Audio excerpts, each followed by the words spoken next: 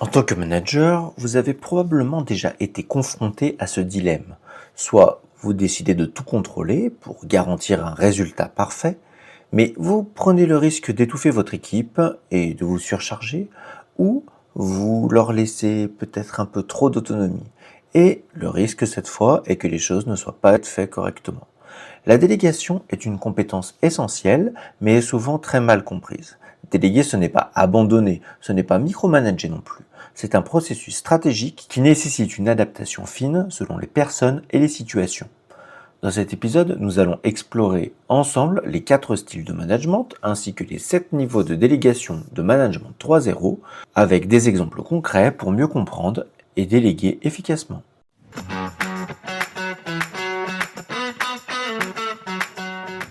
Bonjour à toutes et à tous, je m'appelle Camille et je suis coach depuis plus de 10 ans. Bienvenue dans un nouvel épisode de Rock Your Management, à destination des managers qui souhaitent casser les codes du management traditionnel. Ici, on parle d'intelligence émotionnelle et collective, d'écoute et de leadership authentique pour améliorer à la fois la performance et le bien-être de vos équipes. Installez-vous confortablement, prenez une bonne respiration et on est parti.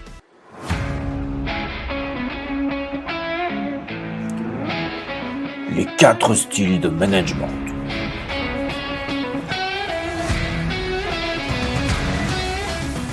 Le management, c'est avant tout une question de posture.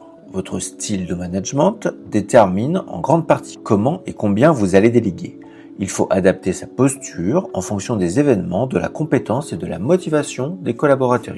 Les 4 principaux styles de management sont le directif, le persuasif, le participatif et le délégatif. Je vous propose qu'on les parcourt ensemble et voir comment ils influent la délégation. Le management directif ou management autoritaire. Le principe est « faites ce que je vous dis et comme je vous le dis ». Dans ce style, le manager prend toutes les décisions et contrôle étroitement leur exécution.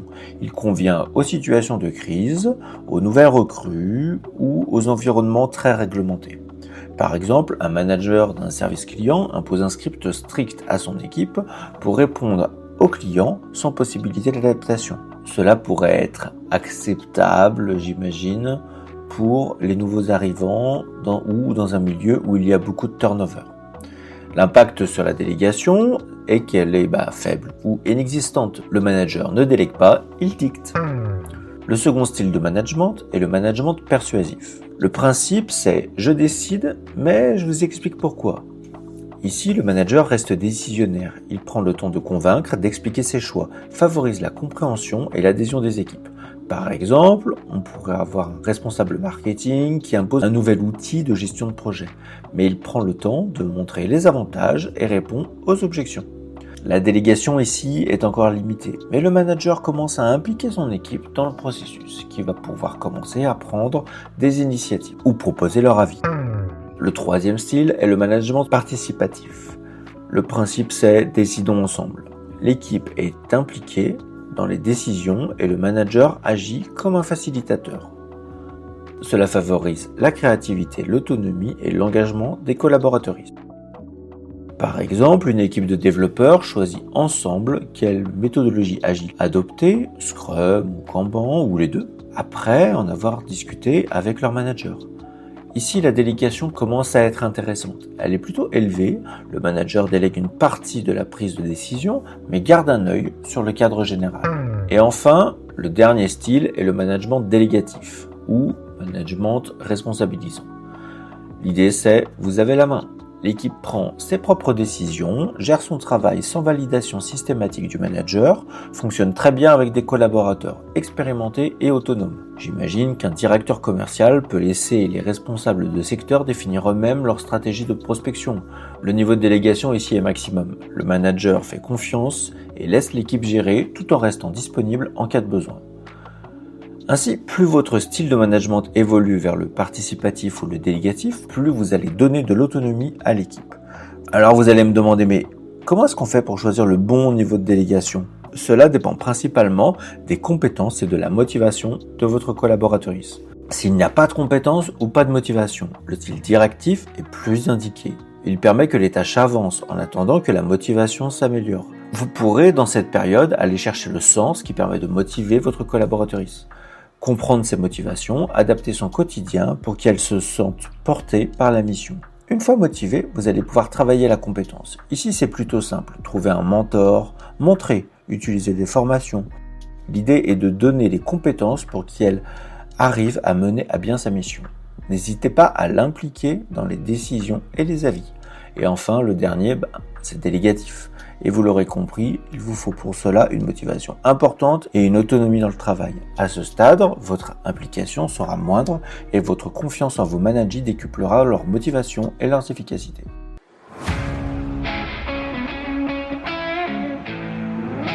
Les 7 niveaux de délégation.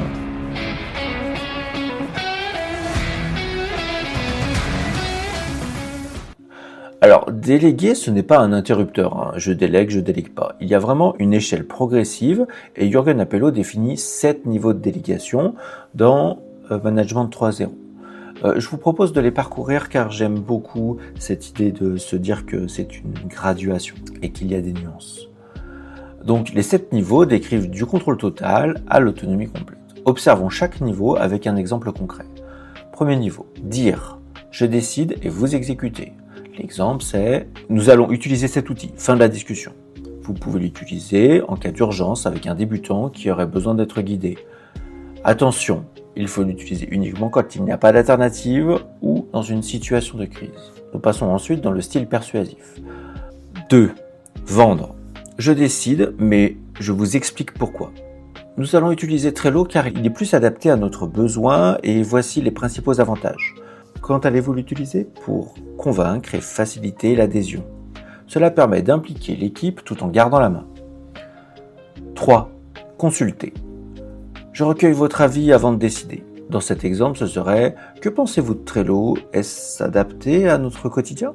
Vous allez l'utiliser quand l'avis de l'équipe est pertinent, mais quand le manager veut garder la main. Cela favorise l'adhésion et permet d'affiner la décision avec des retours du terrain. Nous passons ensuite dans le style participatif. 4. S'accorder. Nous décidons ensemble. Alors, je vous propose qu'on compare Trello, Asana et Monday ensemble et nous choisissons la meilleure option. Vous allez l'utiliser pour des décisions importantes qui impactent tout le monde. C'est idéal pour les décisions stratégiques qui impactent l'équipe. 5. Conseiller. Je vous donne mon avis, mais c'est vous qui décidez. Je vous recommande Trello, mais vous êtes libre de choisir n'importe quel autre outil. Quand cela permet de responsabiliser l'équipe tout en l'accompagnant. Vous pouvez ainsi donner votre expertise si vous pensez qu'elle est vraiment nécessaire et laisser l'équipe décider. Nous passons ensuite dans le style délégatif. 6. Informer. Vous décidez et vous m'informez. Informez-moi de votre choix d'outils, je vous fais confiance. Quand ? Quand l'équipe est mature. Ici, vous avez besoin d'une équipe mature et autonome. Elles savent elles-mêmes comment prendre des décisions dans l'équipe. Et enfin, 7. Déléguer. Vous décidez et vous n'avez pas besoin de m'informer. Choisissez l'outil qui vous convient, je n'interviendrai pas. Fonctionne très bien pour une équipe totalement mature et indépendante.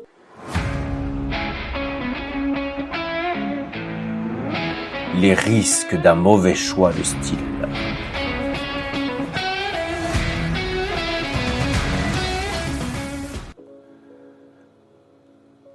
Déléguer efficacement, c'est aussi éviter les pièges d'un mauvais style de management. Un manager qui ne s'adapte pas aux situations et aux personnes peut créer de la frustration, des motivations et de l'inefficacité. Voyons les risques courants d'un mauvais choix de style et comment l'ajuster pour être plus efficace. Le risque du style de management trop directif, c'est l'étouffement et la démotivation. Un manager qui contrôle tout et impose ses décisions sans consultation empêche ses équipes de se sentir impliquées. Le résultat, c'est qu'elles manquent de motivation, qu'elles se sentent inutiles, qu'elles réduisent leur prise d'initiative. Un exemple, un chef de projet qui impose un modèle de fonctionnement rigide à son équipe sans écouter ses suggestions.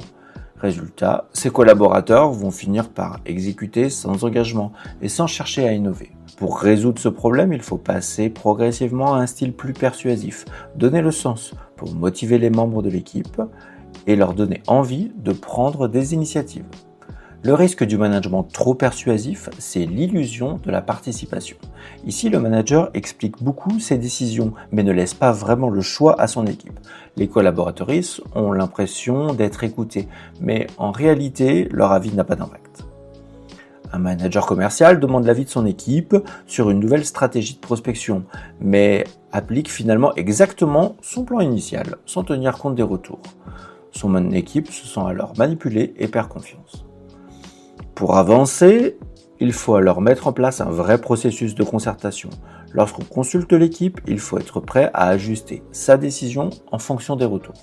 Le risque du management trop participatif, c'est la perte de repères. Trop d'autonomie, trop vite peut déstabiliser des équipes qui ont encore besoin de recadrement. La conséquence est qu'il peut y avoir un manque de clarté sur les responsabilités, des décisions incohérentes, mal coordonnées ou un sentiment d'abandon. Un manager d'une équipe informatique donne à son équipe le choix total des outils et des méthodologies à adopter, sans poser de cadre.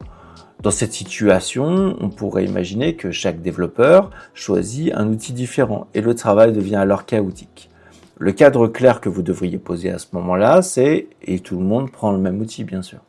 Donc, il est important de définir un cadre clair avant de laisser de l'autonomie, par exemple en proposant une liste restreinte d'options et en co-décidant avec l'équipe. Enfin, le risque du management trop délégatif, c'est le désengagement et le sentiment d'abandon. Déléguer 100% trop vite peut faire croire aux collaborateurs que leur manager n'est plus impliqué ou qu'ils sont livrés à eux-mêmes. Un responsable RH laisse son équipe gérer seul le recrutement de nouveaux talents sans suivi. Certains candidats sont alors peut-être mal évalués et l'équipe se sent perdue sans validation claire.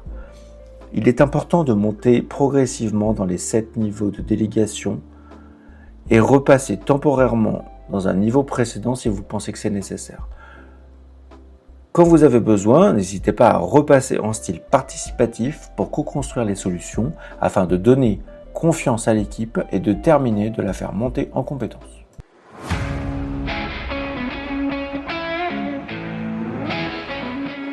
La conclusion.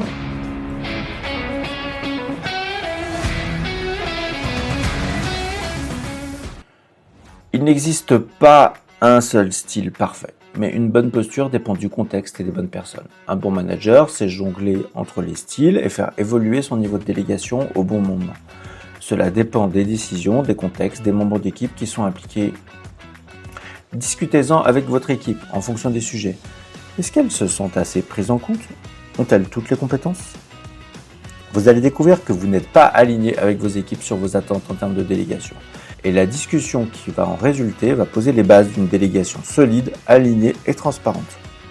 Déléguer, c'est un équilibre entre confiance et contrôle. Plus vous faites grandir votre équipe, plus vous pouvez monter en niveau de délégation. En tout cas, merci d'avoir écouté cet épisode. Si cet épisode vous a plu, n'hésitez pas à m'envoyer un message sur rym@combier.pro ou directement sur LinkedIn. On se retrouve dans 2 semaines pour un nouvel épisode. En attendant, prenez soin de vous et de votre équipe.